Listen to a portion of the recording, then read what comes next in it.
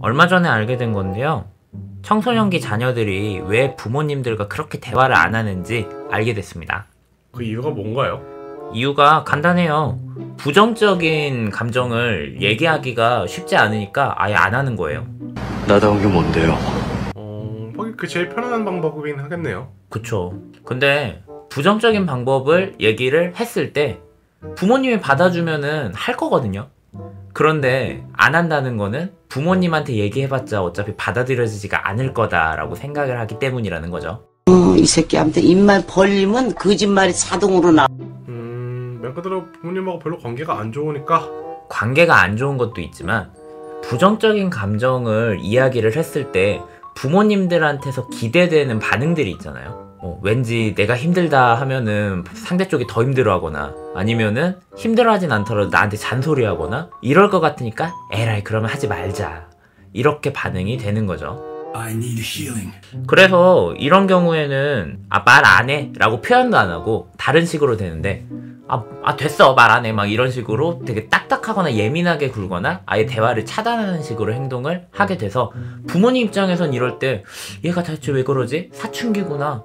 그럼 이런 식으로만 하고 지나가 버릴 수 있다는 거죠. 안 돼! 보통 그렇죠. 막 좀 틱틱거리면 얘가 좀 머리가 커가지고 이제 내 말 안 듣는구나 정도로만 생각을 하죠. 딱. 이제 머리가 다 컸구나. 얘 어떡하지? 때려야 되나? 막 이런 생각 할 텐데 그게 아니라는 거예요. 그럴 때는 좀 더 관심을 가지고 얘한테 뭔가 이상이 있나? 뭔가 문제가 있나? 좀 살펴봐야 되는데 굳이 대화를 하지 않더라도 그걸 알 수 있는 방법도 있습니다. 그런 게 있어요? 있죠. 어떻게 하냐면 갑자기 얘가 평상시보다 잠을 잘 못 잔다거나 뭐 밥을 잘 못 먹는다거나 또는 뭐 이유 없이 학교를 가고 싶어 하지 않는다거나 뭐 그런 것도 아닌데 예전까지는 즐겨서 했던 활동을 갑자기 참여하기 거부를 한다거나 이런 모습들이 보이면 얘가 평상시랑 좀 다른데 어떤 일이 있나? 하면서 고민을 해보고 좀 물어봐야 되는 타이밍이라고 생각을 합니다. 참 쉽죠? 근데 이거는 그냥 사춘기 증상하고 너무 비슷해서 구분하기 좀 힘들 것 같은데요? 자, 헷갈릴 수 있는데 사실 구분 방법은 없어요. 이게 무슨 소리야? 그럼 뭐예요? 그거 아무 이유 없잖아요. 근데 네. 그럼에도 불구하고 문제가 없다는 거죠. 구분을 못했을 때 그냥 구분 안 되니까 아무것도 안 물어보고 있어야지 라고 하는 것보다 물어본 다음에 그게 진짜로 무슨 문제가 있는지 아니면 문제가 없는 건지 확인하는 게 훨씬 더 낫다는 거고요. 제가 직접 한번 해보겠습니다. 그러니까 일단 문제가 없더라도 찔러서 물어봐라. 그렇죠. 그게 왜 더 그러냐면은 혹시 아이가 뭔가 좀 문제 상황이 있거나 힘든 게 있거나 했을 때 잘못 짚었을 때도 오히려 엄마가 생각하는 아빠가 생각하는 그런 게 아니야 하면서 애가 좀 더 자기에 대해서 설명할 수 있는 기회를 주는 거거든요. 넌 나에게 모욕감을 줬어. 그러니까 내가 지금 잘못 착각하고 있나?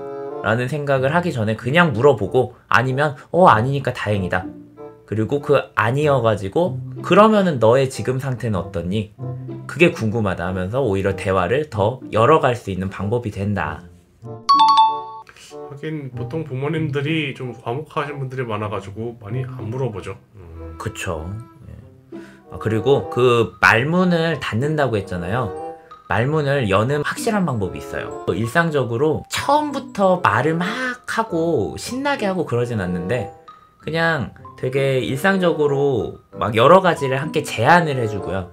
또 그 친구가 하고 있는 걸 격려를 하고 이런 것들을 많이 하다 보면은 지금 부모님이 나에 대해서 뭔가 이해를 하려고 하고 얘기를 하려고 하는구나. 그러면 내가 좀 간단한 것부터 얘기해볼까? 그래서 조금씩 마음을 열게 되는 그런 효과가 있습니다. 평소에 관계를 잘 만들어둬야 된다 약간 이런 느낌을 들리는데 평소에 잘 관계를 쌓아두면 너무 좋겠는데 이미 돌이킬 수 없는 강을 건넌 사람들이 있잖아요. 네, 그런 경우에는 아예 뭐 관심을 가져줘도 그럴 때도 맨 처음 시작은 노력하는 모습이 보이면 자녀 입장에서도 조금씩 마음을 열게 된다. 그러니까 이미 끝났어. 쟤는 내가 할 수 없어 라는 생각으로 버려두지 마시고 제발 버려두지 말고 계속 관심을 가지면서 난 지금 너한테 관심을 가지고 있다. 널 이해하고 싶다 하는 그 어피치를 계속 해줘야 된다는 거예요. 어렵죠? 쉽진 않네요, 확실히. 저 못할 것 같죠? 네. 예, 어쩌겠어요. 부모인데. 아, 예, 부모님은 그래야 됩니다. 청소년기를 이해를 못할 거면 이해하는 신용, 이해하는 노력이라도 해야 얘네들의 마음을 열 수 있어요. 부모 됐으면 그래야 돼요. 이게 부모가 부족해서 청소년들이 말을 안 하는 게 아니고요. 점점 자기가 자기 스스로 지키고 싶은 것들이 생기니까 말을 안 하게 된다고 생각을 하시면 될 것 같아요. 그럴 때 부모님은 아 얘가 나한테 반항하나? 내가 못 믿었나? 이렇게 생각할 게 아니고 나 역시도 조금 더 발전하고 높아져야 되는 거구나. 그리고 내 자녀를 이때까지는 내가 그냥 품어주는 그런 아이가 아니고 이제는 정말 동등한 입장에서 대화를 나눌 수 있는 존재구나. 그렇게 생각을 하는 식으로 바뀌면 이제 부모와 자녀 간의 이야기가 끊기는 일 없이 계속해서 새로운 영역으로서 새로운 과정으로서의 대화가 진행이 될 것 같습니다. 넌 강해졌다. 돌격해. 그니까 내 아이한테 평상시부터 관심을 가지고요. 내가 아이한테 말하고 싶은 거 말하는 게 아니고 내 아이가 관심 갖고 있는 것에 관심을 가지세요. 네, 그냥 뭐 그렇다고요.